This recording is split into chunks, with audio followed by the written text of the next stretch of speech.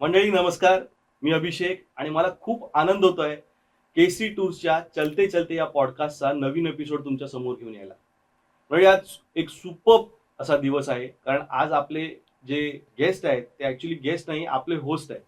आणि आजचा एपिसोड हा खूप मजेशीर आणि मस्त होणार आहे, कारण जसं केसरीचं जडणघडण होत होतं तसेच हेही मोठे होत होते आणि त्यांची स्टोरी आणि केसरीची स्टोरी ही एकत्र चालू राहत राहिली. आतापर्यंतची त्यांचा जीवन प्रवास कसा होता आणि आपण काय काय शिकलो या प्रवासामध्ये याच्याबद्दल आपण आज जाणून घेणार आहोत आजच्या एपिसोडमध्ये. तेव्हा स्वागत करूया झेलमताई तुमचं. नमस्कार अभिषेक. केसी टूरच्या संचालिका झेलमताई यांचं स्वागत करताना आम्हाला फार आनंद होतोय.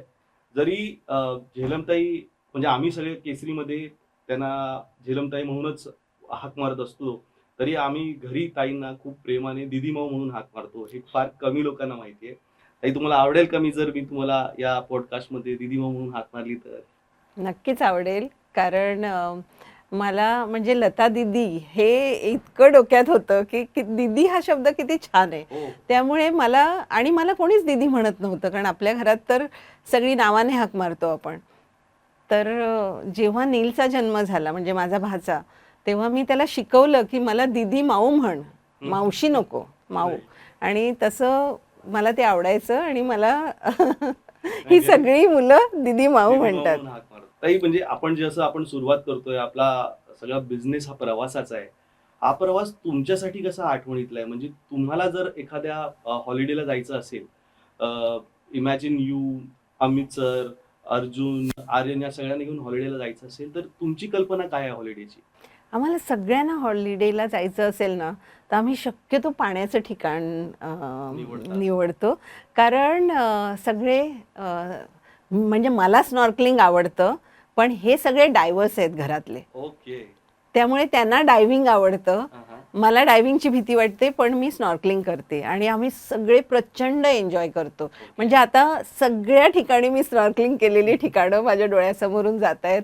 मग ते हवाई असू दे, मॉरिशसमध्ये आम्ही स्विम विथ डॉल्फिन वाव. असं डॉल्फिन्स बरोबर स्विम केलं होतं, ते आठवतंय.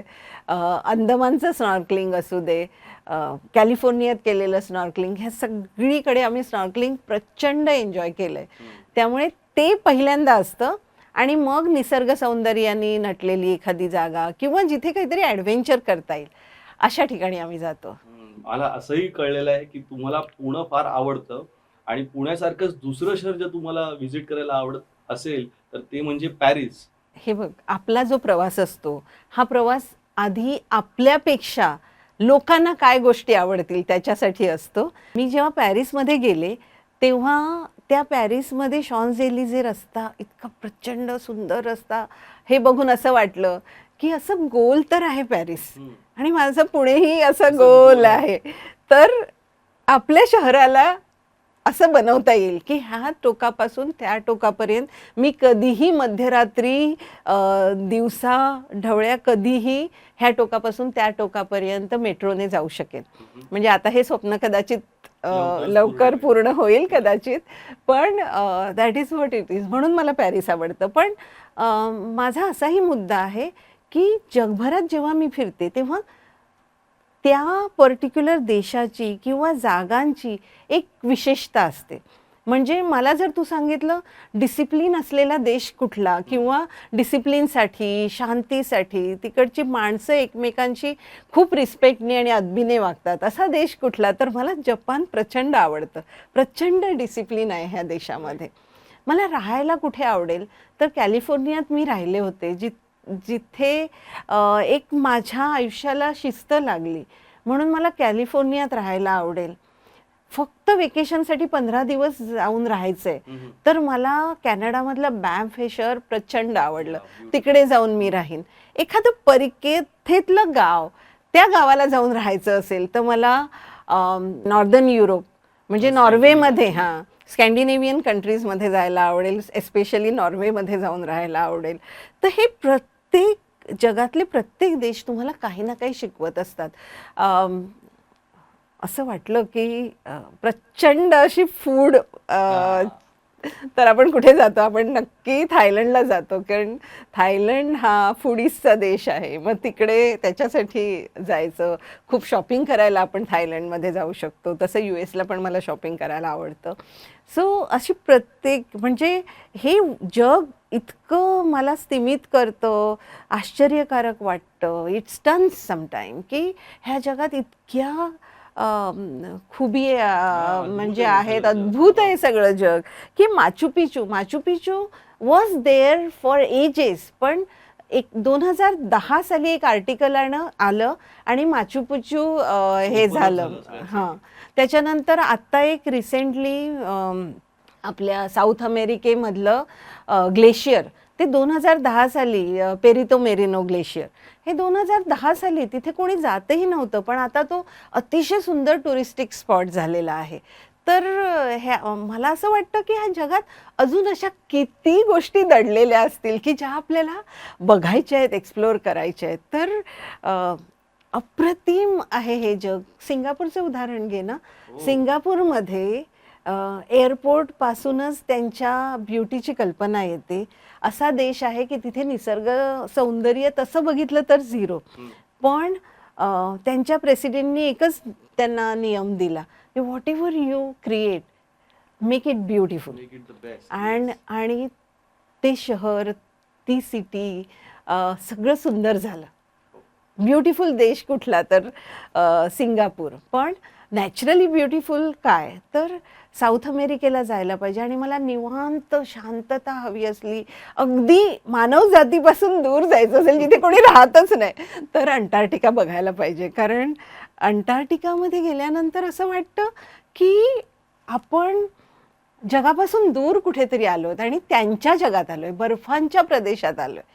आणि हे जग कसं, इथले प्राणी कसे, इथले सी ॲनिमल्स कसे, तर ते बघायला पण इतकं छान वाटतं. आणि थोडंसं ड्रेक पॅसेजमुळे ॲडव्हेंचर पण एन्जॉय हो. करतो. ते मला खूप आवडलं. आणि त्याच्यापेक्षा जास्त मी 70 वर्षाच्या पुढच्या लोकांना अंटार्क्टिकाला घेऊन जाऊ शकले ह्याचा आनंद. आणि परतताना ते म्हणाले, केवळ केसरीमुळे आम्ही ही टूर करू शकलो. तेव्हा असे गुजबमवाली ह्या स्टोरीज वाटतात. सो ज्या ठिकाणी स्विमिंग करायला मिळतं, ज्या ठिकाणी फूड चांगलं मिळतं, जी जागा आपल्याला लोकांना दाखवायला आवडेल, या सगळ्या जागा तुमच्या आवडीच्या जागा आहेत. नक्की. सो हे तर झालं आपलं मोठं झाल्यानंतर अरे पाहिलेलं पण जग. अभि, भारताविषयी कुठे बोललो आपण? हा भारत, मी त्याच्यावरच येत होतो की भारतातल्या तुमच्या फेवरेट डेस्टिनेशन्स कुठले आहेत? Kashmir, very close to my heart. Of course the name Jhelum comes from Jhelum. So how can you miss that? Kashmir is one of our favourite. भाऊंच्या पर्यटनाच्या आयुष्याची सुरुवात काश्मीरपासून झाली. म्हणून भाऊंना काश्मीरवर प्रचंड प्रेम. आणि त्यांनी त्यांच्या मुलीचं नाव पण झेलम ठेवलं, त्यातनं दिसतं. तर त्याच्यासाठी आय मस्ट थँक भाऊ. Yes, कारण आणि तशी लाईनच आहे ना की धरती पर कहीं स्वर्ग है तो यही है, यही है, यही है. हमी नसतं. तर आहेच तो स्वर्ग. म्हणजे काश्मीर इज ॲब्सोल्युटली ब्युटिफुल.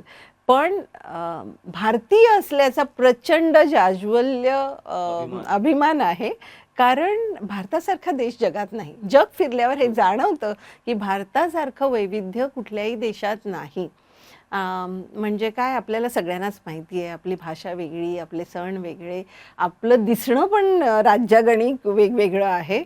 तर हे बघायला परदेशातल्या लोकांनी आलंच पाहिजे की असा एक देश आहे. एकत्र राहणारी लोक. हां, संस्कृती, डायव्हर्सिटी, भाषा, फूड हॅबिट्स, सगळं काही वेगळं आहे.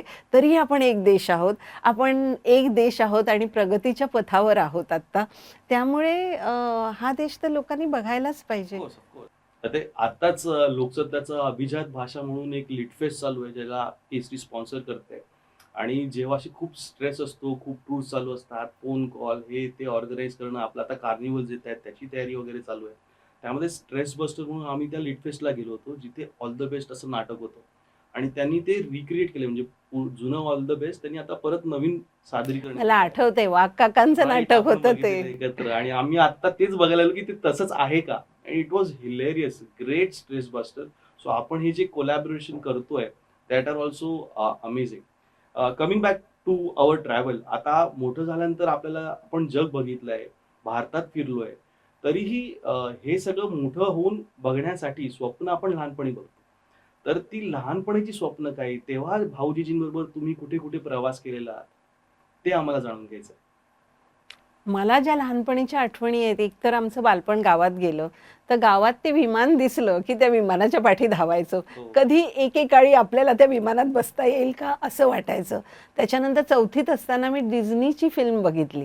तेव्हा असं वाटलं, एवढा अभ्यास करायचा, की पैसे कमवायचे आणि एकदा तरी डिझनीलँडला जाता यायला पाहिजे. ही एवढंच जगाशी फार तर ओळख होती. पण भाऊ ह्या बिझनेसमध्ये असल्यामुळे, पर्यटनात असल्यामुळे त्यांच्या मुलांनी काही गोष्टी बघायलाच पाहिजेत. हम्म. म्हणून माझी पहिली ट्रिप म्हणजे काश्मीरला आम्ही गेलो होतो आणि श्रीनगर ते जम्मू हा प्रवास भाऊनी मुद्दामून आम्हाला दोघांसाठी, मी आणि हिमांशू त्या टूरवर होतो, तर त्यांच्यासाठी तो केला आणि तो माझा विमान प्रवास. अँड आय हेटेड इट, कारण ते छोटं प्लेन होतं अच्छा. आणि इतके कानात दडे बसले की नाही, परत नाही विमानात बसायचं. पण मी पुढचा विमानाचा प्रवास डिरेक्ट अमेरिकेला गेले लग्न होऊन, असा माझा विमान प्रवास झाला. पण महत्त्वाचं म्हणजे आम्ही जरी गावात वाढलो तरी आई भाऊंची प्रचंड शिस्त, त्या शिस्तीत वाढलो. अभ्यास, दोघंही शिक्षक असल्यामुळे घरात अभ्यासाचं वातावरण होतं आणि भाऊंना आम्हाला जे जे अवेलेबल आहे मुलांसाठी ते दाखवायची प्रचंड इच्छा होती. म्हणजे त्या काळात ते थकत कसे नाही असं वाटलं. आमचा बाबा कधी थकतच नव्हता. आणि ते टूरवरनं परतले की त्यांचं असायचं, उद्या आपल्याला मिलिटरी टट्टू बघायला जायचंय. असं शिवाजी पार्कला ते सैनिकांसाठी केलेलं असायचं, ते आम्ही बघायचो. जाणता राजा त्यांनी आम्हाला त्या काळात दाखवलं होतं लहान असताना. आणि सगळ्यात महत्त्वाचं म्हणजे 1 जानेवारीला आम्ही दरवर्षी ताजमध्ये जेवायला जायचो. आय डोंट नो भाऊंच्या मनात काय असेल, पण माझी मुलं कुठे कदाचित मागे पडली नाही पाहिजेत किंवा कदाचित ही मुलं जग बघणार आहेत, तर त्यांना आपण लहानपणीच तयार करू असं असेल. मला नक्की नाही माहिती, पण आम्ही ते प्रचंड एन्जॉय करायचो भाऊंबरोबर. आणि आमची स्वप्न कदाचित त्याच्यामुळे लहानपणी गावात राहूनही आमची स्वप्न मोठी झाली असावीत असं वाटतं. लहानपणी असं एक्सपोजर मिळणं किती महत्वाचं आहे. आणि प्रेक्षकांना सांगेन की आमच्या लहानपणी सुद्धा ताजच्या ज्या आठवणी आहेत त्या भाऊंमुळेच आहेत. कदाचित केसरी टूर सुरू झाल्यानंतर अशी पहिली ट्रॅव्हल कंपनी होती की ज्याचं गेट टुगेदर ताज हॉटेलमध्ये असायचं. तिथे हाय टी दिली जायची आणि लोकांसाठी तो एक खूप मोठा मान असायचा की आपण ताजला चाललोय एक फंक्शन अटेंड करायला, जे केसरी भाऊंनी ऑर्गनाईज केलंय. त्यांच्याकडे बघण्याचा दृष्टिकोनच एवढा रिस्पेक्टफुल होता आणि ब्रँडला किंवा त्या नावासाठी ते एवढं पूरक पडत होतं की लोकांना माहिती होतं की इथे जर हा एवढा दर्जेदार कार्यक्रम भाऊ ऑर्गनाईज करतायत, तर हे यांच्या टूर्स पण अशाच ऑर्गनाईज करत असतील. आणि त्या विश्वासाने लोक केसरी बरोबर प्रवास करायला सुरुवात करत असतील. तर आमचेही आजची जी आठवणी आहेत ते केसरी भाऊंमुळेच आहेत. बघ, आपण जो प्रवास करतो तो फक्त आपल्यासाठी नसतो. आपण जे काही बघतो, जे काही उत्तम आहे, तो आपल्या विचार मनात पहिल्यांदा येतो की हे लोकांना दिलं पाहिजे. करेक्ट. हे लोकांसाठी, म्हणजे आपण प्रवास पण लोकांसाठी करतो, आपल्या पर्यटकांसाठी. त्यांना जे जे चांगलं देता येईल, त्यांना व्हॅल्यू फॉर मनी हॉलिडे देण्यासाठीच तर भाऊंनी केसरी टूरची स्थापना केली आहे.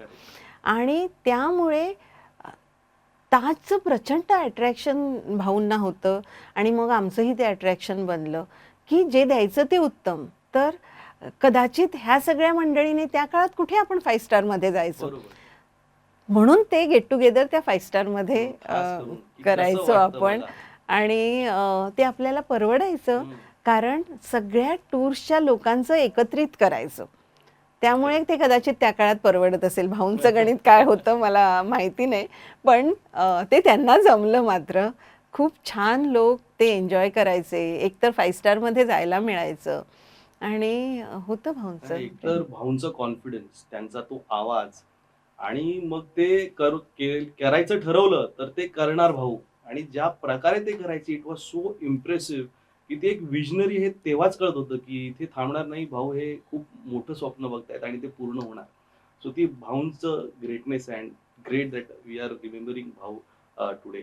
आता हा जो प्रवास होता लहानपणाचा, जसा मोठा होत जातो, जसं लाईक कुठच्याही मुलीच्या आयुष्यात होतं, लग्न ठरतं आणि मग जो प्रवास जम्मू ते श्रीनगर मधला असा खडतर वाटलेला, तो plane all the way California पर्यंत जाणार. तर हे लग्न कसं ठरलं आणि मग इथून अमेरिकेला जाण्याचा जो प्रवास होता, तो डिसिजन होता, तो तुमच्यासाठी किती कॉम्प्लिकेटेड होता? काय अभ्यास करता करता इतक्या फास्ट लग्न ठरलं की मला काही कळायच्या आत लग्न झालंही. 8 दिवसात माझं लग्न ठरलं. आणि म्हणजे त्या काळात तो अमेरिकेत शिकणारा एखादा मुलगा येतो, हा, हा. तो इथली मुलगी बघतो, पसंत करतो आणि लग्न ठरतं. तसं इतक्या फास्ट आमचं लग्न ठरलं. आणि इंटरप्ट ताई, कारण आहे ना, झेलमताई या आमच्या घरामधल्या सर्वात स्टुडियस स्टुडंट पैकी आहे. म्हणजे एकतर केसरी भाऊ स्वतः शिक्षक, जीजी शिक्षक, म्हणजे त्यांच्याकडे स्टुडंट पण होत्या, आणि त्यातून आलेल्या झेलमताई यांचा आतंक एवढा होता ना घरी, एवढा धाक असायचा की स्कूलमध्ये टीचर आणि घरी दिदी माऊ यांची भीती वाटायची. तर ताई कसायच विचारल्यानंतर दुसरा प्रश्न हाच असायचा की अभ्यास केला की नाही. तर ताई, हा स्टडीचा जो तुम्हाला, म्हणजे ही जी आवड आहे, ही लहानपणापासून जी एक शिस्त तुम्ही निर्माण केली या अभ्यासाबद्दल, ती तुम्ही कशी काय निर्माण केली? म्हणजे आम्हाला आता आता आम्ही विचारू शकतो, तेव्हा आम्हाला भीती वाटायची. तर दीदी हो प्लीज सांगते, and then will continue with your answer to your going to America. एक तर असं घर मिळालं की जिथे आई वडील दोघंही शिक्षक. त्यामुळे घरात प्रचंड शिस्त होती. म्हणजे मला आठवतंय की 6 वाजले, आम्ही बाहेर खेळत असायचो, आणि 6 वाजले की आईच्या हातात पट्टी, आणि ती ती त्या ओसरीवरनं, म्हणजे ओटीवरनं आम्हाला हाक मारायची, झेलम, हिमांशू. म्हणजे आम्ही लगेच खेळ बंद करायचा, जायचं, हातपाय धुवायचे, शुभमकरीती म्हणायचं आणि अभ्यास करायला सुरुवात केलं. पण ते करता करता माझ्या एक लक्षात आलं, एकतर मोठी भावंडं हुशार होती, त्यांना चांगले नंबर यायचे, त्यामुळे आपण काहीतरी केलंच पाहिजे. आणि त्यामुळे त्या नंबरची मला स्पर्धा असायची त्या काळामध्ये. आणि आपल्याला हे जमतंय, म्हणजे पहिला नंबर नाही आला की मी रडायची, ओके. आलाच पाहिजे. असं ते गावच्या शाळेतनं, म्हणजे वासरात ओलांगडी गाय हुशार तसं. पण तो आला पाहिजे पहिला नंबर. आणि आजोबांना फार लवकर उठायचे, असे 3-4ला वगैरे उठायचे. मग त्यांचं सगळं झाल्यानंतर ते मला उठवायचे. तर तेव्हापासून त्या आजोबांबरोबर राहायला मला खूप आवडायचं. खूपच चांगले आजी आजोबा मला मिळाले, दोन्हीकडचे, आईचे पण आणि वडिलांचे पण. पण वडिलांच्या वडिलांचा, आमच्या अण्णांचा मला सहवास खूप जास्त मिळाला. मी सांगू शकते, मी त्यांची लाडकी होते, मणीबेन म्हणायचे ते मला.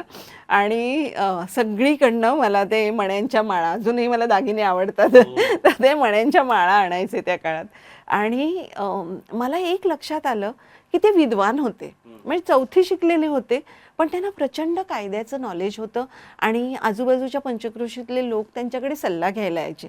त्यामुळे ते कुठेतरी असं झालं होतं की एज्युकेशन इज इम्पॉर्टंट. आपल्याला खूप काही गोष्टी आल्या पाहिजेत, समजायला पाहिजे, आपण विद्वान झालं पाहिजे हे लहानपणी. आणि मग मी 4थीतली मुलगी 3 वाजता अभ्यासाला उठायची. ते असं म्हणजे एक वेडच होतं अभ्यासाचं, सतत अभ्यास करायचा. आय कॅन इमॅजिन की अण्णा चालतायत आणि त्यांच्या मागे त्यांची छोटीशी सेक्रेटरी सगळे नोट्स वगैरे करतायत, आणि त्याच्यामुळे कदाचित आज झेलमताईंचं अक्षर एवढं सुपर्ब आहे, आणि खूप चांगलं अक्षर ताईंचं बघायला मिळतं. आणि अण्णा, मला आवडायचं, अण्णांची मी सेक्रेटरी बनले की अण्णा मला ते लिहितात ना, असं अण्णा मला डिक्टेट करायचे, आणि मी त्यांची पत्र, अनंत पत्र मी अण्णांसाठी लिहिली आहेत त्या लहानशा वयात. मग ते पण खुश होते की हिला लिहिता येतं, ही छान लिहिते वगैरे. आणि कसं आहे, ते आई एवढी जिद्दी होती की आईने ती एका रात्रीत तिच्यात कसं होतं अक्षर सुधरवायचं. त्यामुळे आम्ही, आमची सगळ्यांची अक्षरं सुंदर. आणि भाऊ म्हणायचे, ज्याचं अक्षर सुंदर तो माणूस सुंदर. कारण का, त्याचे विचार सुंदर, ते त्या अक्षरामध्ये दिसतात असं. त्यामुळे मग ते, आणि कसं असतं, असं पर्कोलेट होतं, इन्स्पिरेशन पर्कोलेट्स मला वाटतं. तर ते तसं एक इन्स्पिरेशन होतं अभ्यासाचं. आणि काय ते मला वाटतं झालं असेल घरातून मोठं बनण्याचं काहीतरी, म्हणजे पुढे जाण्याचं कोणतरी समोर असलं ना की इट हेल्प्स, ज्याला आपण मेंटॉर म्हणतो. तर घरातच आजोबा, आई वडील, मोठी भावंड हे सगळेच माझे मेंटॉर होते. त्यामुळे I have to be good. हा, त्या काळात असं झालं की अभ्यास केल्याने यश मिळेल असं ते खूप लवकर तुमच्या मनात बसलं असेल.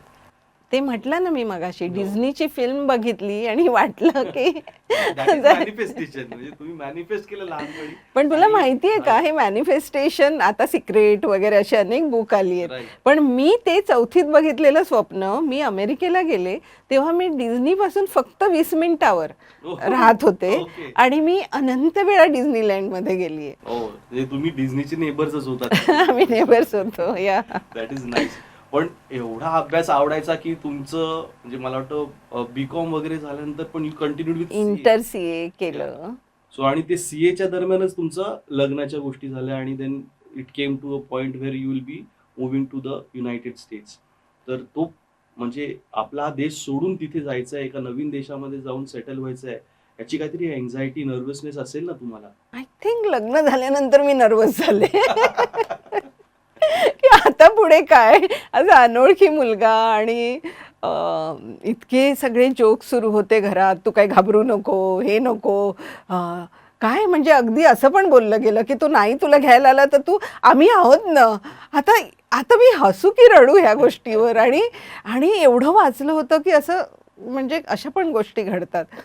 सो तिकडे गेल्यानंतर अमित दिसल्यावर मला असं झालं, आलाय घ्यायला.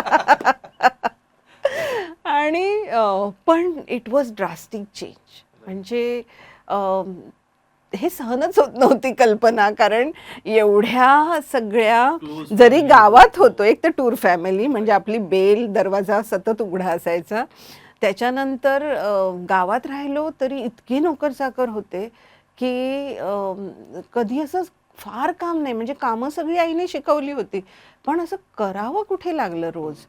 मग तिकडे भांडी घासताना रडू यायचं. ऑल दिस थिंग्स ट्रॉमा, त्यातून मी गेले. आणि पण एकदा सवय झाली, म्हणजे 3 वर्ष थोडीशी कठीण गेली जोपर्यंत मला वर्क परमिट नाही मिळालं. वर्क परमिट मिळाल्यानंतर मात्र मी, एक मैत्रीण बँकेत जॉब करत होती. तुम्ही स्वस्त राहणार नव्हतात, म्हटलं you have to do something. नाही, कारण मला लक्षात आलं ना, मी झिरो आहे अमेरिकेत. ओके. मला काय येते माझ्या डिग्रीला इथे काही. त्याच्यानंतर इंग्लिश जरी आपण- म्हणजे समजायचं आपल्याला मराठी मीडियमच्या लोकांना, पण असं फ्लुएन्सी नव्हती इंग्लिशची. आता काय करायचं, तर ती बँकेत नोकरी करत होती, म्हणून मी तिच्याकडनं माहिती घेऊन मलाही बँकेत नोकरी लागली. आणि तेव्हा मला पहिल्यांदा रिअलाईज झालं, फॉलोअप इज मोस्ट इम्पॉर्टंट. अच्छा. मी त्या बँकेत अनंत वेळा गेले, मला जॉब दे, आणि एक दिवस तिने बहुतेक कंटाळून मला जॉब दिला. पण त्या जॉब करताना माझ्या लक्षात आलं की this is not for me. Okay. I am made for something else. आणि मी सारखी तिकडे माझ्या बिझनेसची स्वप्न बघत होते, आणि काय करायचं असं थोडा गोंधळ असतो ना, नक्की मला काय आवडतं, किंवा तेव्हा मला पहिल्यांदा जाणवलं की शिक्षण नसल्याचे तोटे. म्हणजे शिक्षण होतं पण ते इनफ नव्हतं. तर त्यावेळी मी बिझनेस शोधायला लागले. मग हा बिझनेस कपड्यांचा करूया, ह्याचा करूया, त्याच्या डोक्यात सतत त्याचेच विचार असायचे. मी रेस्टॉरंटमध्ये जाऊन व्हॉलेंटरी काम पण केलं. मग आय रिअलाइज की this is also not for me. Okay. आणि मग ते शोधता शोधता, मग माझ्या नवऱ्याने पण मला मदत केली. ते शोधता शोधता घरातून करता येईल असा बिझनेस म्हणजे ट्रॅव्हल एजन्सी. ओके. आणि मी A to Z tours and travels अशा नावाने ट्रॅव्हल एजन्सी सुरू केली. Coincidence, even Amazon logo as A to Z.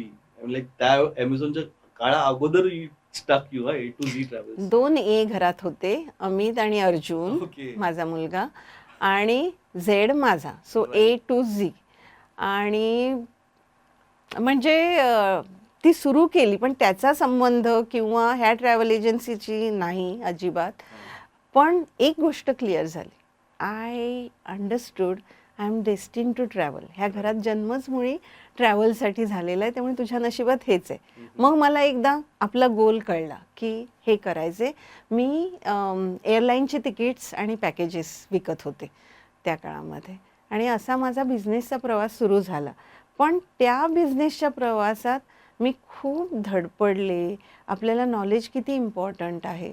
मी एका रात्रीत टाईपरायटरवर बसून फास्ट टाईपरायटिंग करायला लागले, किंवा त्या आयटिनरीज, माझ्याकडे सॉफ्टवेअर नव्हतं, त्या आयटिनरीज मी टाईप करायची. तर हा सगळा वेळ किंवा सगळ्या जगाचे कोड्स, एअरलाईनचे कोड्स, एअरपोर्टचे एअरलाईनचे कोड्स पाठ नाही आहेत, म्हणजे ते पाठ करायला पाहिजेत, कारण ते खूप महत्त्वाचं आहे माझ्या वेगळाच बिझनेसमध्ये. कोड होता ते अल्फा, लिमा आणि ते सगळं शिकायचं. सगळे जगातले सगळे कोड्स एअरलाईन्सचे आणि एअरपोर्टचे मी पाठ केले, मेजर. आणि दॅट गिव्ह मी कॉन्फिडन्स. आणि मग आपली स्किल्स काय एका एंटरप्रेन्योरला लागतात व्यवसाय करताना आणि सर्व्हिस इंडस्ट्रीमध्ये स्पेशली, ह्याचं माझ्यासाठी एक सुंदर एज्युकेशन म्हणजे हा बिझनेस होता. त्यामुळे मी जेव्हा पुण्यात आले 2000 साली, त्यावेळी मला पहिलं असं डोक्यात आलं, मला खूप अपॉर्च्युनिटी आहे पुण्यात. आणि that helped, definitely that help. आणि माझं असं मानणं आहे की whatever education you take, no matter what it is, what stream it is in life, it helps you. My maths help, my Everything. Inter C एपर्यंतचा प्रवास help in my business. माझं तिकडचं एज्युकेशन इन एअरलाईनचे मी काही courses वगैरे केले. मला जगातल्या एअरलाईनचा business कसा चालतो हे मुळात कळलं. म्हणजे वरपासून खाली नाही तर गाळातून वरती कसं चालतं हे सगळं ते कळलं. मग बिझनेस करायला काय लागतं, कसं आपण सर्वाईव्ह व्हायचं, कारण एकटीच होते ना, एकटीच धडपडत होते. लहानपणी हेच स्वप्न होतं तुमचं, काय बनायचंय असं जेव्हा आपण म्हणतो ना लहान मुलाला विचारतो, तेव्हा तुमचं स्वप्न काय होतं? मला 2 गोष्टी करायच्या होत्या. माझं मॅथ्स खूप चांगलं होतं, त्यामुळे मला मॅथ्स टीचर बनायचं होतं. आणि जग बघता येईल म्हणून मला एअर होस्टेस बनायचं होतं. मी दोन्ही बनले नाही, पण दोन्ही स्वप्न पूर्ण झाली. हो, राईट. कारण मी मॅथ्स माझ्या भावंडांना मॅथ्स शिकवलं. आणि मला आनंद आहे, मी माझ्या तिन्ही भावांना शिकवले. That's very true. अजूनही आमच्या गुरुच आहात तुम्ही. आणि आय एम शुअर की ते फेज जो आहे, म्हणजे बेसिकली अमेरिकेचा ताईंचा जो प्रवास होता, किंवा ताई जेव्हा तिथे राहत असायची त्याच्या आठवणी आमचे इथे इंडियामध्ये पण असायच्या. म्हणजे आम्हाला क्युरिओसिटी असायची की अमेरिकेत माणसाशी बोलता कसं यायचं. इफ यू आर वंडरिंग, आम्ही कधीची गोष्ट करतो, this is during the 90s. Alright, internet had just come out and it was like ते मोठे बल्की कम्प्युटर्स असायचे. Those keyboard that you had to get used to, typing शिकावं लागायचं. त्या काळी हे सगळं स्वतः करायचं. आणि आम्ही इथे मुंबईमध्ये, कारण all these siblings are very close to each other. आम्ही आमच्या लहानपणी राहायला इथे जिजींकडे यायचो. त्यामुळे तेव्हा फोन कॉल बुक्ड असायचे, very expensive at that time, पण ते फोन कॉल्स असायचे. त्याच्यामध्ये ताई किंवा दादा दे आर स्पीकिंग टू झेलमताई इन US, आणि इफ यू आर अराउंड तर ताई म्हणजे अरे कोणाचा आवाज येतोय, घरात कोण आहे, आणि मग ते म्हणतील अरे हे आलेत म्हणून. So if we are called, we used to be very excited की अरे आता अमेरिकेत बोलणार आहे मी कोणाशी तरी. And then I used to go and if we are talking to झेलमताई, तर झेलमताई आम्हाला नेहमी सांगायची की खूप अभ्यास करा, खूप यश कमवा, अमेरिकेत आलात तर सगळी कामं स्वतः करावी लागतात, सगळी कामं शिका, इंडिपेंडंट व्हा. सो उच्च शिक्षण घेण्यासाठी जे इन्स्पिरेशन आम्हाला मिळालं, दॅट वॉज थ्रू झेलमताई ओनली. बिकॉज ऑफ झेलमताई we could dream of going and seeing a new country or staying in new country. So it was all new. आणि त्याच्यासाठी आमची जी मेंटॉर आणि आमची गाईड होती ती सगळी झेलमताई होती. And it was a big inspiration for all of us and huge excitement. I think ताई used to come in between, मधून मधून इंडियाला येऊन जायचे with family, and used to have a great time with Arjun at that time. लहानपणी त्याचा तो accent आणि त्याला ते कल्चरल असं थोडंसं शॉक असेल की तिकडे असं आहे, इकडे असं आहे, आणि हल्ला इथे खूप लोक त्याला अशी नेहमी सराउंडेड असायची, because he comes once in a wild. So that was his childhood. आम्ही खूप गमती वगैरे केल्या त्याच्याबरोबर. पण whence you came here in around 2000, तेव्हा तुमच्या डोक्यात आयडिया आली असेल, किंवा 2000 पर्यंत केसरी एक इंडियन टूर्स मध्ये एस्टॅब्लिश नाव झालं होतं. आपण इंटरनॅशनल टूर्स जस्ट सुरू केल्या होत्या. आय थिंक त्या काळात, त्याच काळामध्ये आपण युरोपच्या टूर्स सुरू करत होतो. I think you are in Mumbai only when there was a very important decision that you took about shifting to India. हो, अमितला एक अपॉर्च्युनिटी म्हणजे we were missing India, we were missing family. आणि जेव्हा अमितला अपॉर्च्युनिटी मिळाली इंडियात जायचं का, तर माझं पहिलं उत्तर आलं नाही, कारण आता मी सेटल झाली आहे बिझनेसमध्ये आणि मुलगा, त्याचं शिक्षण. पण on second thought we said family is important, let's go back. आणि आम्ही आलो, एकदम जोशात आलो परत की घर बीर बंद करून असे आलो होतो. पण मुंबईत जेव्हा राहायला लागलो तेव्हा आम्हाला खूप डिफिकल्ट गेलं. अर्जुनला एज्युकेशनसाठी डिफिकल्ट गेलं. तेव्हा आम्हाला वाटलं की परत जाऊया. पण माझे सासू सासरे पुण्यात होते, त्याच वर्षी पुण्याला आपलं ऑफिस सुरू झालं होतं. तर आम्ही सारखं जायचो आणि एक दिवस त्या ऑफिसच्या भोवतीच्या परिसरात फिरताना मी अमितला सहज म्हटलं, जर इथे राहिलो तर कदाचित आपण सर्व्हाइव्ह होऊ. कारण पुण्याचं वेदर मला कॅलिफोर्नियाशी मिळतं जुळतं, म्हणजे ओके. LA शी एस्पेशली आम्ही जिथे ऑरेंज काउंटीत राहायचो त्याच्याशी मिळतं जुळतं वाटलं. तर इथे कदाचित राहू आणि मला समहाऊ ते ऑफिस इज माय अपॉर्च्युनिटी असं वाटलं त्या काळामध्ये. आणि मग आम्ही पुण्याला राहायचा डिसिजन घेतला आणि मला एक गोल मिळाला की पुण्याला केसरीसाठी मोठं करायचं. म्हणजे पण झालं 2-3 वर्षात खूप चांगलं यश आलं.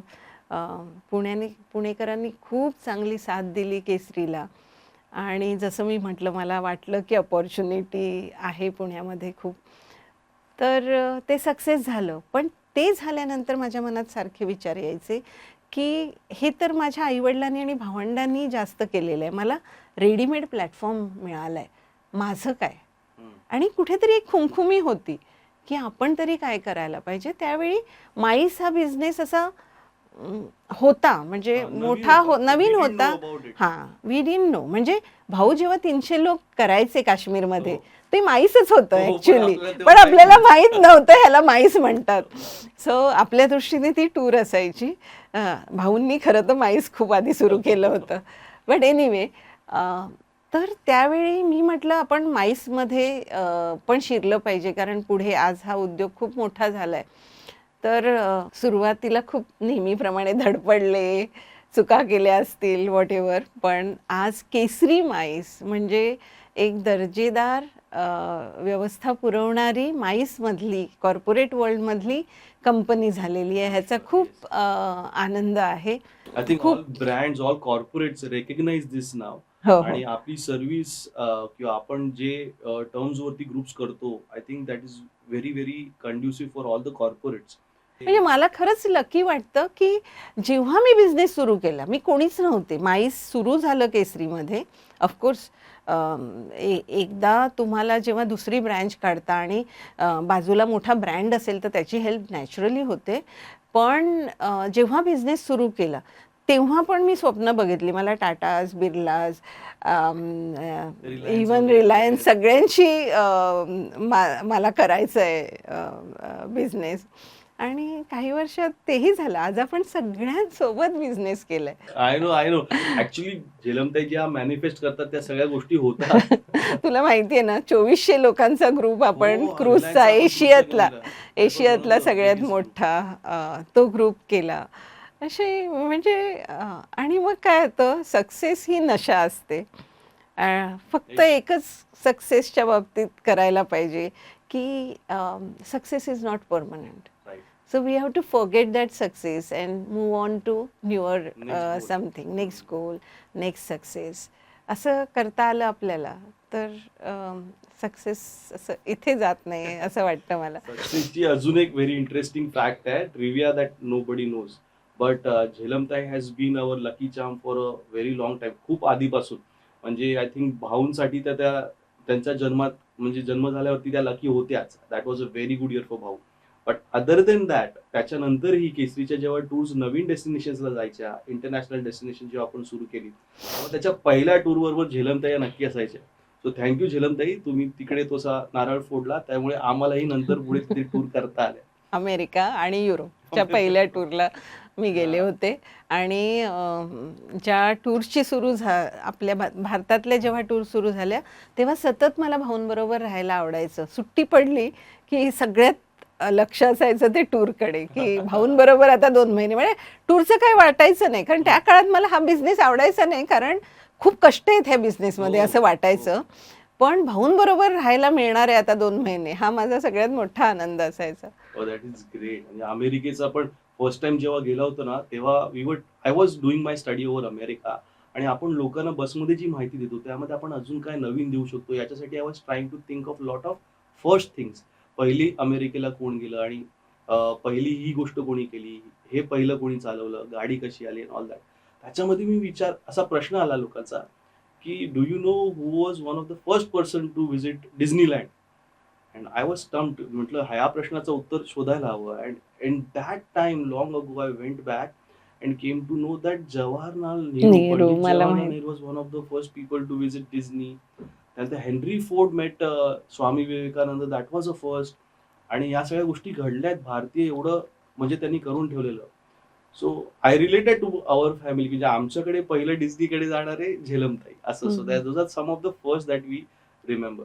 सो आता माईस जेव्हा आपण एस्टॅब्लिश केलाय, आपलं कॉर्पोरेट्समध्ये एक नाव एस्टॅब्लिश केलंय, त्यानंतर जसा प्रवास आपला पुढे चालत राहिला, 2014 नंतर there were lot of turmoil, lot of changes that happened in the company.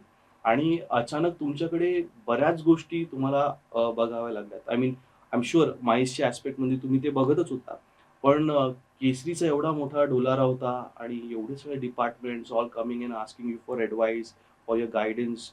तर ते कसं काय मॅनेज झालं ताई?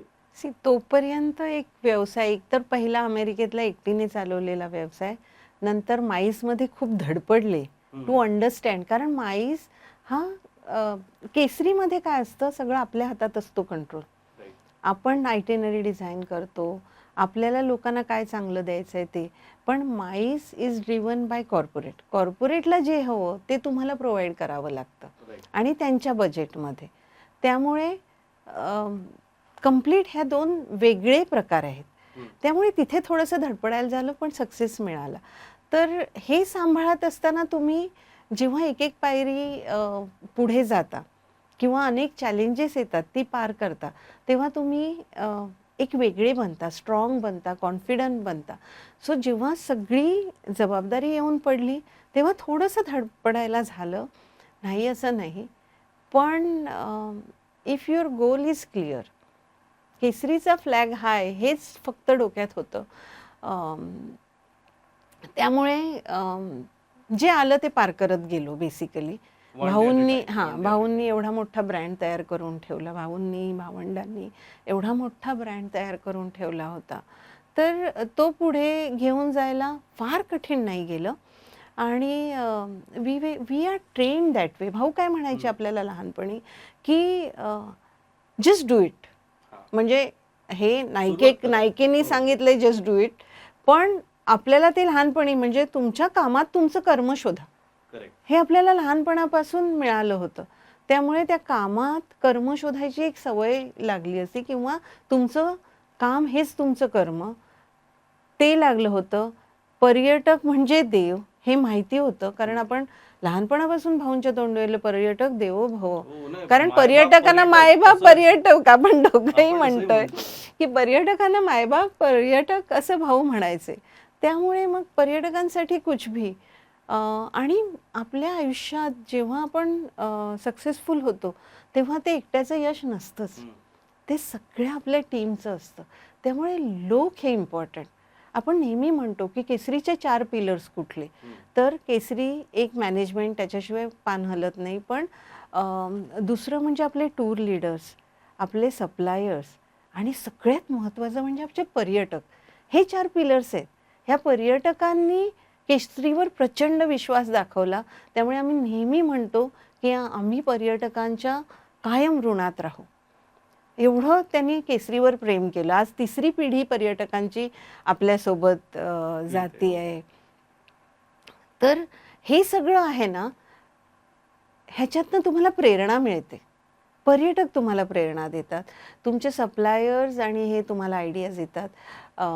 पर्यटक तुम्हाला सुझाव देतात, नवीन नवीन संकल्पना करण्यासाठी उद्युक्त करतात. म्हणजे जेव्हा आपण करतो तेव्हा तुम्हाला अपॉर्च्युनिटी ऐकायला येते.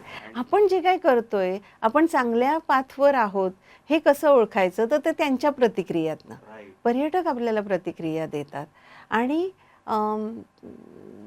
आपण एक एक म्हणजे भाऊंपासून आपण या पर्यटन क्षेत्रात एक एक पायंडे घडवत गेलोय. म्हणजे पूर्वीच्या काळी भाऊंनी आपल्या वाढप्यांना युनिफॉर्म्स आणले, कुक्स म्हणून शेफला. मला वाटतं आपणच पहिली ट्रॅव्हल कंपनी असावं की आपण आपल्यासाठी, मुलांसाठी युनिफॉर्म्स आणले. आपण अनेक प्रथा या पर्यटन क्षेत्रातल्या बदलल्या, चांगल्या करायचा प्रयत्न केला. आणि आपण भाऊंना म्हणतो, भाऊ किती बेस्ट टूर लीडर होते आधी, आणि भाऊंकडनं आपण ते टूर लीडिंग शिकलो. तसंच नवीन पायंडे म्हणजे माय फेअर लेडी, सिनियर सिटीझनच्या टूर, छोटा ब्रेक, हो त्याच्यानंतर all inclusive foreign tours, correct. हे सगळं Marigold. पर्यटनामध्ये मेरीगोल्ड, हो माईस तर आपण नंतर आलो माईसमध्ये, पण ह्या सगळ्या संकल्पना आपण आधी राबवल्या हो. पर्यटनामध्ये. आणि ह्या भारतामध्ये आपल्या म्हणजे फ्लॅगशिप आहे. म्हणजे माय फेअर लेडी मला वाटतं 320 लोकांचा ग्रुप हा आधी कधी ऐकलाच नव्हतं की एवढ्या बायका एकदम टूरवर जात आहेत. आणि एवढे आनंदी नवरे आम्ही एअरपोर्टवरती कधीच बघितले नव्हते. की आता तुम्हाला ऑल द बेस्ट, कसं ते तुम्ही मॅनेज करा. पण म्हणजे त्या पहिल्या टूरला पण ताई तुम्ही होता, तर म्हणजे माय फेअर लेडीचा प्रवास कसा होता? म्हणजे त्यावेळी आयडिया कशी आली काय? माय फेअर लेडी ची जी सुरुवात आहे की महिला एकट्याने जातील का, मी नवीन नवीन अमेरिकेतनं आले होते, महिला एकट्याने जातील का अशी चर्चा सगळ्यांमध्ये चालली होती. तर उत्तराला नाही बहुतेक. परंतु एक लेख पेपरमधला आणि दुसऱ्या दिवशी 50 बायकांचं बुकिंग, वाव. हे इतकं एनकरेजिंग होतं की काहीतरी क्रांती झाल्यासारखा उत्साह आणि आनंद त्या काळात आपल्या ऑफिसमध्ये होता. आणि मग ते वाढवत गेलो आणि पहिली माय फेअर लेडी 320 बायकांची. म्हणजे असं वाटलं त्या काळात की हेच बायकांना हवं होतं हो, कदाचित. actually free झालं एकदम त्या. हां. आणि नंतर मग आदेश बांदेकरही त्या टूरमध्ये आले आणि एक इतिहास रचला गेला. आणि मला असं वाटतं की माय फेअर लेडी ची सुरुवात जरी आम्ही केली असली तरीही मला ती फक्त टूर नाही वाटत, ती एक चळवळ होती. अनेक बायका ह्या माय फेअर लेडीला आल्यानंतर त्यांचा कॉन्फिडन्स वाढला, त्या एकट्याने प्रवास करायला लागल्या. आज अनेक बायका आहेत ज्यांनी केसरी सोबत जग बघितलं, अशा त्या पण माय बायका फेअर आहेत. लेडी सोबत जग खास बघितलं. माय फेअर लेडी साठीच थांबतात आणि तुमची नवीन टूर आली की माय फेअर लेडी बरोबरच प्रवास करतात. असे आपले अनेक अनेक गेस्ट आहेत. आहेत. म्हणजे आपण बघ, ती 320 ची यादगार टूर होती. त्याच्यानंतर अनेक अशा टूर केल्या आपण. हो. मॉरिशस, दुबई, अमेरिका, स्कॅन्डिनेव्हिया, ह्या सगळ्या देशातल्या, राजस्थान, काश्मीर, लेह लडाख ह्या तर सगळ्या, किती लेह लडाख, famous ह्या झाली. हो. सगळ्या टूर्स झाल्याच माय फेअर लेडीच्या. पण बाई पण भारी भारी, देवा हो, हा जे आपण पिक्चर आता हिट केलं. झाल्यानंतर त्या सगळ्या कास्ट बरोबर I think आपण सुप्रिया, सुकन्या मोने, त्यानंतर रोहिणीताई शिल्पा- हट्टंगडी, रोहिणीताई, शिल्पाताई नवलकर आणि सुकन्या मोने, अशा चौघींना घेऊन चौघीजणी आपण गेलो. I think that गेलो was होतो. 250 लेडीज. मला वाटतं आपणच त्यावेळी बँकॉक मध्ये ते एक फंक्शन केलं होतं, मंगळागौर. आठवतं? आणि आपण बँकॉकमध्ये नऊवारी सगळ्यांनी नेसून मंगळागौर केली. मंडळी काय धमाल केली असेल विचारच करा तुम्ही. काय थायलंडची लोक बघत राहिलेले, फुगड्या घातलेल्या लोकांनी तिकडे त्या नॉंगनूच मध्ये, तुम्हाला आठवत असेल तर इट वॉज सो क्रेझी. पण तुला माहिती आहे का, आज हा कारवा अजून सुरू आहे. हो, of course, of आणि मृणाल कुलकर्णी आणि तिची सून शिवानी रंगोळे, हे आपण बालीला जाणार आहोत. हो येस, बालीची माय फेअर लेडी जाते मंडळी. आणि ऑफकोर्स झेलमताई सुद्धा त्या टूर वरती आहे. It's a amazing tour. आणि त्याच्या बरोबरच आपण अजून एक टूर करतोय आणि that is another unique feature जे आधी कधी झालेलं नाहीये. A very very small town but very famous आणि खूप छान असं फेस्टिवल होत असतं आपल्या देशात. That is the hornbill festival that goes on in Nagaland. तर मला वाटतं तिथे पण आपण सेलिब्रिटी बरोबर टूर करतोय. शिल्पा नवलकर आणि मधुराणी गोखले, शिल्पा नवलकर आणि मधुराणी गोखले प्रभुलकर, हिच्यासोबत आपण त्या नागालँडच्या फेस्टिवलला जातोय. आणि we are so very excited की आपण पहिली हॉर्नबिल फेस्टिवलची टूर करतोय आणि ती पण महिलांसोबत. क्या बात आहे, क्या बात आहे. That is really a first. Actually हा क्रिएटिव्ह कन्सेप्ट की आपण लेडीजना घेऊन बाहेर जाऊ आणि त्याच्याबरोबर सेलिब्रिटीची साथ. So it's like a success formula जो आपल्यासाठी खूप वर्ष चाललाय. आणि मोर ओव्हर तो आपल्याला इनोव्हेट करत राहायला लागलाय. So we have not been complacent about it की हे चाललंय तर हेच चालवूया. यावेळी जे सेलिब्रिटी आहेत बालीच्या टूरवरती जसं येतोय तेव्हा ती कन्सेप्ट वेगळी आहे. मला वाटतं ती आता सासू सुनांची कन्सेप्ट आहे ना. युजली त्यांचं एकमेकाशी कधी कधी जमत नाही असं म्हणतात.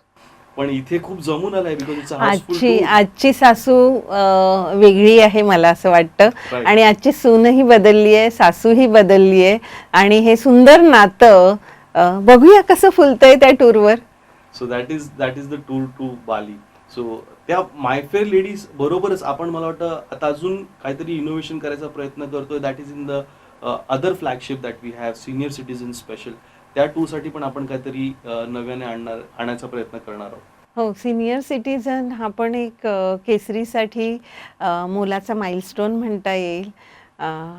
कारण तो एक मध्ये हिंदी पिक्चर आला होता, लगे रहो मुन्ना भाई.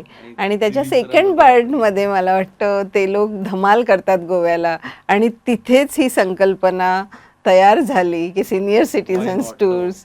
आणि आज प्रचंड संख्येने हे सिनियर सिटीजन्स जगभरात फिरतायत. पण त्या काळी ती संकल्पना केसरीची होती. आणि येते खूप धमाल. तुम्ही ह्या सिनियर सिटीजनच्या टूर एकदा येऊन तर बघा, मग त्यातली मजा कळेल नाही का. आपण बोलण्यापेक्षा ते अनुभवणं, एन्जॉय करणं हेच खरं महत्त्वाचं आहे. आयुष्यात लहान होण्याची ही मस्त संधी आहे. खूप काही आपण विसरलंय, खूप काही राहून गेलंय. पण ते सगळं मिळवण्याचं हे माय फेअर लेडी आणि सिनियर सिटीजन हे माध्यम आहे मला वाटतं. आणि ती एक जागा आहे जिकडे सिनियर सिटीजन वय विसरतात. ते मला वाटतं इथे ऍक्टिंग करतात वयस्कर असण्याची. जेव्हा ऍक्च्युअली टूरवर असतात त्यांची एनर्जी संपतच नाही. त्यांचं मागे मागे धावावं लागतं. That is very true. कारण पर्यटन आपल्याला यंग बनवतं ह्याच्यावर माझा पूर्ण विश्वास आहे.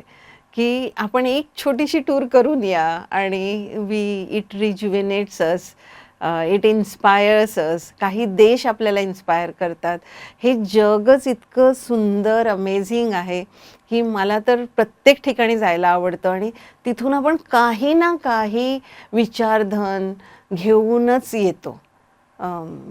ते केल्याने देशात त्यांना मनुजा चातुर्य येतं से फार, पंडित मैत्री सभेत संचार. हे अगदी खरं आहे. म्हणजे मनुजा चातुर्य येतसे फार, आपण हुशार होतो हे मात्र नक्की. आणि पर्यटन इज द की. असं पण म्हटलं जातं ना की if you do not travel you read a page, आणि if you travel it's like a book. आणि हेच वाक्य भाऊंच्या केबिनमध्ये लिहिलेलं होतं ट्रॅव्हलच्या बाबतीमधलं. मला असं वाटतं आयुष्य हाच प्रवास आहे. पण त्या प्रवासाला जर आपण प्रवासाची, अशा पर्यटनाच्या प्रवासाची जोड दिली तर आयुष्य असं दुग्ध शर्करा योग असं होईल नाही का. इंटरेस्टिंग होऊन जाईल. That's really nice. ताई, एवढ्या सगळ्या हॅट्स तुम्हाला घालावे लागतात. You are thinking about MICE, you are thinking about my fair lady, senior citizens. आपल्या रेग्युलर टूर्स तर चालूच असतात. प्लस एवढ्या सगळ्या टीम्स तुम्हाला कन्सल्ट करत असतात. तुमच्याकडे पण 24 तास आहे, आमच्याकडेही 24 तास आहेत. तर तुम्ही हे वेळ आणि हे सगळ्या टीम्स कशा मॅनेज करता? See, when you become entrepreneur, you must marry to discipline. आणि एक भाग म्हणजे डिसिप्लिनचा झाला. तुम्हाला जर प्लॅनिंगची सवय असेल, you plan your work and work according to that plan is very important in life. आणि ते जर त्या गोष्टी तुम्हाला वेळेवर मिळत गेल्या तर मग हे सोपं होत जातं. आणि माणसं माझ्या दृष्टीने खूप इम्पॉर्टंट आहेत. कुठलाही हा सक्सेस हा एकट्याचा नसतो मुळात. त्याला माणसांची गरज असते. आणि केसरी हा माणसांचा जनसमुदाय आहे असं मी म्हणेन. म्हणजे आपली सगळी टीम 1000 लोकांची, प्लस इतके सारे ट्रान्सपोर्टर, इतके सारे हॉटेलियर्स, इतके सारे सप्लायर्स, आणि त्यांचं आणि आपलं relation for so many years. एक म्हणजे ही स्टोरी आहे, ही स्टोरी आहे. हे अमेझिंग आहे की ते सगळे जसा केसरी मोठा होत गेला तसे तेही मोठे होत गेले. So for us they are very close to our heart, and for them Kesari is very close to their heart. आणि या सगळ्यांच्या मदतीने आपण आपलं काम पुढे नेत असतो. नाव because of all these teams आणि लोकांचा आता आपला सपोर्ट आहेच. आपण माय फेअर लेडी आणि या सगळ्या टूर्स बद्दल बोललो. तर या सगळ्यांचा रिझल्ट असा झालाय की Kesari has received the award for being the best international tour operator. त्याच्यानंतर प्रेसिडेंट आपले प्रणब मुखर्जी, पूर्व राष्ट्रपती यांच्याकडनं भाऊंना तो अवॉर्ड मिळाला होता for being the best domestic tour operator. अनेक देश आहेत किंवा टुरिझम बोर्ड्स आहेत जे केसरीला नावाजत असतात for bringing so many people to their country, for being the best tour operator of their company. हे सगळे अवॉर्ड्स घ्यायला जेव्हा तुम्ही जाता तेव्हा तुम्हाला कसं वाटतं? मला वाटतं की अवॉर्ड म्हणजे ही पोचपावती आहे that you are on right path. पण award brings responsibility as well, की आपण जे करतोय ते बरोबर आहे, पण त्याचा दर्जा मेंटेन करणं आणि तो पुढे घेऊन जाणं ही जबाबदारी. दुसरी जबाबदारी, लोकांचा एवढा प्रचंड विश्वास जर आहे तर सदैव एक कुठेतरी माइंडमध्ये असते, त्यांच्या विश्वासाला आपण पात्र राहिलंच पाहिजे. आणि मला नेहमी वाटतं की success is not permanent. Yesterday's success is not today's success. त्यामुळे एक अवॉर्ड मिळालं की आनंद तर होतो, पण रिस्पॉन्सिबिलिटी ज्याची येते की ते अवॉर्ड विसरून परत कामाला लागायचं, परत काहीतरी नवीन करायचं, परत काहीतरी संकल्पना करून पुढे जायचं. हे award is booster for that. I think award is like a power that comes to you, की अरे तुम्ही चांगलं काम केलं, हे घे, ही तुला नवीन मिळालेली पॉवर आहे. आणि ती लाईन आहे, with great power comes great responsibility. Yes, absolutely. Awards I think आपण आपली ती रिस्पॉन्सिबिलिटी लक्षात ठेवली पाहिजे की we have to maintain to this standard. Absolutely. So well said ताई, very nicely that we are coming over there. आपण पॉडकास्टच्या एंडपर्यंतच येतोय. I will wind up very quickly. But एवढं सगळं काम करताना स्ट्रेस होत असेल ना, तर हा स्ट्रेस घालवण्यासाठी तुम्ही काय करता? What are your stress busters? म्हणजे असं नका म्हणू प्रवास करतो, कारण ते तर आपण करतो, आम्हाला माहिती आहे, बट अदर देन दॅट तुम्हाला काय करायला आवडतं? असं म्हटलं जातं ना, work what you love and love what you work for, असं म्हटलं जातं. तर त्यामुळे आपल्या आवडीचं काम असेल ना तर स्ट्रेस येत नाही. पण परिस्थिती तुमची सतत बदलत राहते, तेव्हा तुम्हाला व्यवसायात तर स्ट्रेस कितीही म्हटलं आपण की नाही आला पाहिजे, पण तुमचा व्यवसाय एखाद्या दिवशी झिरो होणं ह्याचा स्ट्रेस येणार. आणि 25,000 लोकांची आपल्यावर जबाबदारी होती जेव्हा हे झालं, पॅन्डेमिक आलं. त्यावेळी माझ्या एक लक्षात आलं की मी मेडिटेशन करायला लागले, कारण खूप टेन्शन होतं, हे सगळं कसं सांभाळायचं. त्यावेळी मी सकाळी उठून मेडिटेशन करायला लागले आणि ती सवय मात्र आजपर्यंत आहे. आणि आय थिंक तुम्ही सकाळी चालायला जाणं, सकाळी मेडिटेशन करणं ही एक उत्तम सवय आहे. मला असं वाटतं की ते मेडिटेशन मी करते म्हणजे मला दिवसभराची एनर्जी मिळते सकाळी. इट कीप्स फोकस मिळतो, इट कीप्स यू गोईंग आणि तुमचं डोकं शांत होतं. आणि ते खूप महत्त्वाचं आहे. एखाद्या एंटरप्रेनरला सदैव त्याचं डोकं शांत ठेवणं ही कठीण गोष्ट आहे, पण ती आपण पार करू शकतो ह्या माझ्या चांगल्या सवयीमुळे. मला खूप हे जाणवलंय, खूप त्याचे फायदे वाटत आहेत. आणि येस, एव्हरी डे मॉर्निंग मी नवीन एनर्जी मिळवते आणि कामाला लागते. Right. So just close your eyes, meditate and focus. ही खूप चांगली ॲडवाईस आहे. But do you also listen to songs? What kind of music do you like? म्हणजे मी गाडीत बसलेलो असलो की तुम्ही अजूनही राज कपूर टाईपचे गाणी अजून ऐकता, तर तसं तुमचं म्युझिकचं टेस्ट काय आहे? जुनी गाणी प्रचंड आवडतात. आणि आपलं आपण साल्झबर्गला जातो, मोझार्टचं म्युझिक ऐकलं की असं मस्त वाटतं. आबाची सॉंग्स म्हणजे मला इतका आनंद झाला, जी गाणी लहानपणी आम्ही ऐकायचो. आय डोंट नो घरात म्युझिकची कुठून आवड आली, कदाचित शैलेशदादांमुळे असेल, कारण त्यांना असे नवीन नवीन गॅजेट्स ट्राय करायची सवय होती. तर आम्ही लहानपणीसुद्धा आबा प्रचंड ऐकलं. जेव्हा मी स्टॉकहोमला आबा म्युझियम केलं आहे त्यांनी आणि गेले, तर अक्षरशः इट इज गुजबम्पवाली स्टोरी की आपण तिकडे आलो, आम्ही ते आबा सॉन्ग गायलं. It was really nice. तर तो एक छान एक्सपिरियन्स होता. ते म्युझिक आवडतं, पण जास्त आता मेडिटेशनवालं काम करणारं म्युझिक मी ऐकते. That is also stress buster. मला जेवण करायची आवड आहे. मी रोज जेवण बनवत नाही मंडळी, पण अमेरिकेत मात्र 10 वर्ष जेवण केलं, रोज केलं अगदी. तर इथे जेव्हा जेवण करते तर मला नवीन नवीन जेवणात प्रयोग करायला आवडतात आणि that is my stress buster. Okay. की तो पदार्थ छान झाला की मी खुश असते, घरातले लोक खुश होतात. That is my stress buster. दुसरं stress buster is books. Oh yes. वाचाल तर वाचाल ह्याच्यावर माझा पूर्ण विश्वास आहे. I'll vouch for आणि आणि वाचायलाच पाहिजे प्रत्येकाने. पण त्या क्षेत्राशी निगडीत मी वाचन जास्त करते. मी कधीच अशी इमॅजिनरी काय म्हणतो आपण त्याला, ती फिक्शन बुक्स नाही वाचली जास्त, फार थोडी. पण माझी सगळी reading is for self improvement. Okay. So that is really good and some really very good books that you have recommended me also. The 7 Habits, I still keep it. एक पुस्तक अजूनही माझ्या बॅगमध्ये असतं. So whenever I get time, I am reading about the history of geography of India. Wow. History of geography of India. Very interesting title. म्हटलं बघूया काय. So how it separated from the African continent became India and then how India involved याच्याबद्दलचे ते पुस्तक आहे. So त्याची आवड is because of you.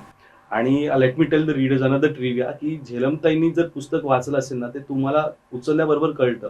कारण झेलमताई does not just read the book, she will underline the important parts of it.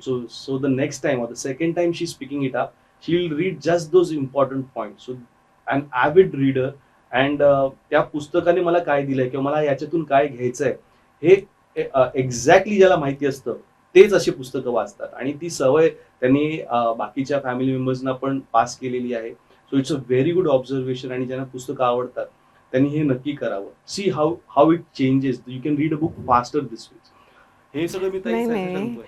पण त्याच्यात पण आहे एक तर ही हॅबिट भाऊंपासून आली. कारण अच्छा, भाऊ okay, लहानपासून त्या अंडरलाईन करायचे Right, right. आणि ते आपल्याला वाचून दाखवायचे. इव्हन फीडबॅक लेटर्स त्याच्या कुठलं आलं ना तर ते अंडरलाईन करायचे वाक्य.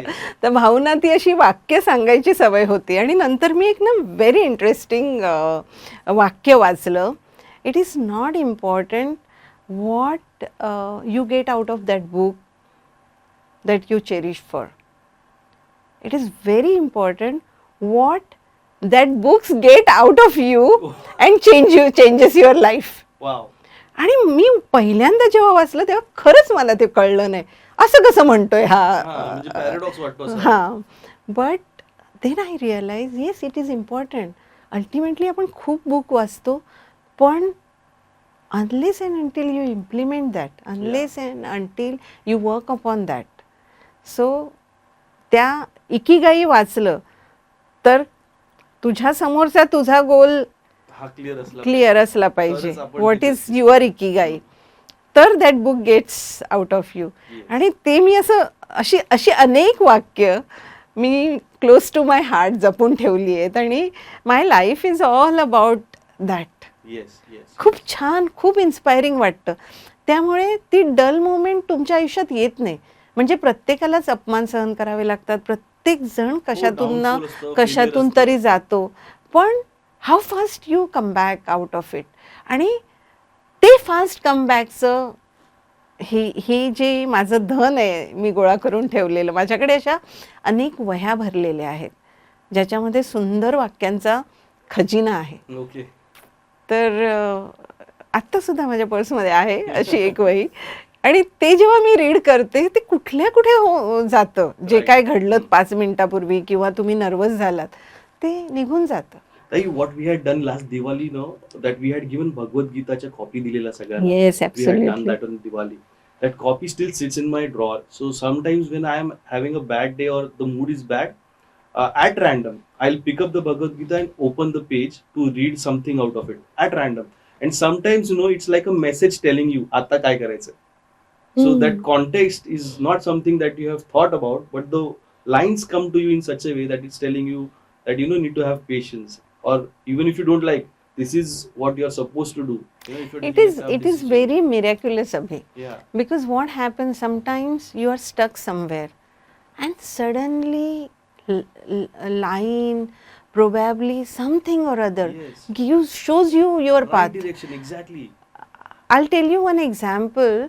मी 50व्या वर्षी मला स्वतःला गिफ्ट द्यायचं ठरवलं. Okay. मी गेले साऊथ आफ्रिकेला आणि 2दा मी घाबरले होते बंजी जम्प करायला. Okay. मी ठरवलं 50ची झाले, आता करायचंच बंजी जम्प.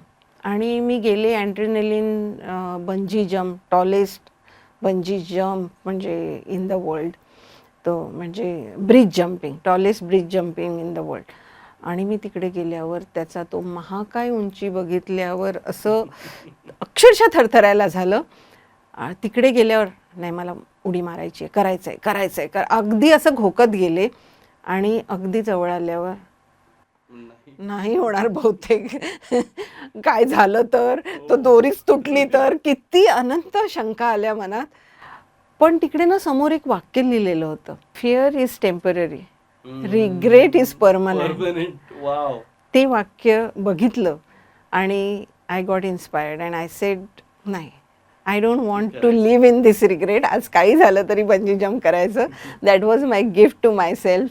अशी घाबरट मी होते एकेकाळी. बंजी जम्प झाल्यावर जणू काही मी आकाशाला गवसणी घातली आहे. मी इतक्या जोरात खाली ओरडली, I was on top of the world. पण हे करणं गरजेचं आहे. तुमचं फिअर पळवायचं असेल तर you have to do that. मग त्याच्यानंतर 55व्या वर्षी मी स्काय डायव्हिंग केलं ऑस्ट्रेलियामध्ये. आणि म्हणजे when you are fearful, capture your fear is the best anecdote. तर जी विमानात बसण्याची भीती वाटणारी झेलम होती ती विमानातून जम्प करते. म्हणजे I could capture my fears. But one truth is there, when it is true that you capture your fear and you become fearless. तसं माझं झालं. ह्या 2 इन्सिडेंटमधनं मी खरंच फिअरलेस झाले. की जे एंटरप्रेन्योरला गरजेचं आहे, प्रसंग येतच राहणार आहात, ते पार करून तो प्रसंगांचा पार करायला पाहिजे ना. ती शक्ती तुम्हाला ह्याच्यातनं मिळते. आणि अगेन आज everybody says everything is comes from here, पण त्याच्यासाठी काही करायला पाहिजे. आणि म्हणूनच आज प्रेफरन्शियल किंवा experiential travel has become big. लोकांना नुसतं ट्रॅव्हल करायचं नाही, तर लोकांना एक्सपिरियन्सेस घ्यायचे आहेत. आणि आपण ते एक्सपिरियन्सेस लोकांना देऊ शकतो, ह्याचा आनंद होतो आपल्याला. That's nice. Coming to the last part of the podcast, is there a trend that you see among the Indians? म्हणजे भारतीय लोक कुठे कसे फिरतायत? There is a big noise that says that की भारतीय लोक भारतातच आता खूप फिरतायत. बाहेर जे काय सगळं चाललंय आपल्या अवतीभोवती, अमेरिकेमध्ये, युक्रेनमध्ये, इस्रायलमध्ये, बांगलादेश, पाकिस्तान, अफगाणिस्तान या सगळ्या ठिकाणी जे काय चाललेलं आहे त्यात असा ट्रेंड दिसतोय. So what do you think how tourism is to grow in the next few years? See, पूर्वीचं टुरिझम पूर्णपणे आता बदललेलं आहे, एस्पेशली फ्रॉम पॅन्डेमिक. पॅन्डेमिक नंतर टुरिझमचे नॉर्म बदलले, लोकांच्या हॅबिट्स बदलल्या, लोकांची मानसिकता बदलली आणि त्याचा टुरिझमवर परिणाम होणारच. आपले ऑनरेबल प्राईम मिनिस्टर मोदीजींनी लोकांना आव्हान केलं की देश आधी बघा. त्यामुळे लोक देशात फिरताहेत, हे उत्तमच आहे. पण जग इतकं सुंदर आहे, जग इतकं मोठं आहे. मला तर असं वाटतं की एक जन्म इनफ नाही आहे सगळं जग बघायला. पण त्यातून आपण काय करू शकतो, आपण किती मोती त्या सागरातून आपल्यासाठी निवडू शकतो, हे महत्त्वाचं आहे. एक जसं आपण म्हणतो ना, एक अपॉर्च्युनिटी बंद झाली तर दुसरी ओपन होते. म्हणजे भारतासाठी काही दरवाजे बंद झाले, म्हणजे अमेरिकेचा व्हिसा लांबचा मिळतो, 1-1 वर्ष लागतं. कॅनडाचंही तसंच आहे. तर त्याचा प्रवास जरी कमी झाला तर इथे व्हिएतनाम, कंबोडिया हे नवीन ओपन झालं. बाकू, जॉर्जिया, जपानचं टुरिझम प्रचंड वाढलं. सिंगापूर, थायलंड, मलेशिया, दुबई हे तर सुरूच आहे. नवीन नवीन डेस्टिनेशन्स येत आहेत. The whole world is eyeing on India. कारण आपलं पॉप्युलेशन जास्त आहे and Indians love to travel, हे अख्ख्या जगाला आता माहिती झालंय.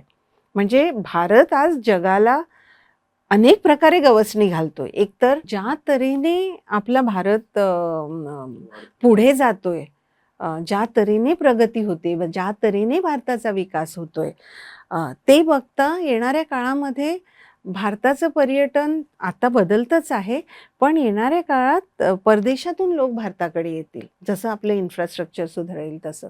आणि भारतासाठी एक महत्त्वाची गोष्ट म्हणजे आपलं सस्टेनेबल टुरिझम असायला हवं, वाढायला हवं. हो. आणि त्याचं बेस्ट एक्झाम्पल म्हणजे स्टॅच्यू ऑफ युनिटी. पर्यटन सस्टेनेबल केव्हा होतं? जेव्हा लोकांनी जे ऐकलेलं असतं, वाचलेलं असतं, त्याच्यापेक्षा तो अनुभव चांगला असेल, हम्म. तर दॅट इज सस्टेनेबल. Wow. आणि Really? आणि तिथे परत परत जावंसं वाटणं, ते डेस्टिनेशन रिकमेंड करणं इतर Correct. लोकांनी. आपण स्टॅच्यू ऑफ युनिटीला जाऊन आलो, मस्त आहे, खूप छान डेव्हलपमेंट नक्की केली असं बघा. म्हणतो, नक्की हम्म. बघा असं म्हणतो. तर ते झालं पाहिजे. आणि परदेशातल्या लोकांनी नेमकं हेच हेरलंय. प्रत्येक ठिकाणी आपण Correct. जातो, त्याचा अनुभव उत्तम असतो. हम्म. मोजून मापून लोक घेतले जातात. तिथे जी व्यवस्था आहे, ती त्याला बरोबर जेवढे लोक ते जात आहेत तिकडे त्यांना पुरेशी असते साधारणपणे. असं खूप काही ओव्हर द कॅपॅसिटी काय केलेलं आणि नसतं. भारतीयांना परदेशात ते का जातात? काय आवडतं? तिकडची स्वच्छता करेक्ट. आणि तिकडचं हे सस्टेनेबिलिटी ही जास्त आवडते पर्यटकांना. आणि त्याच्यासाठी मोठ्या संख्येने लोक परदेशात जातात.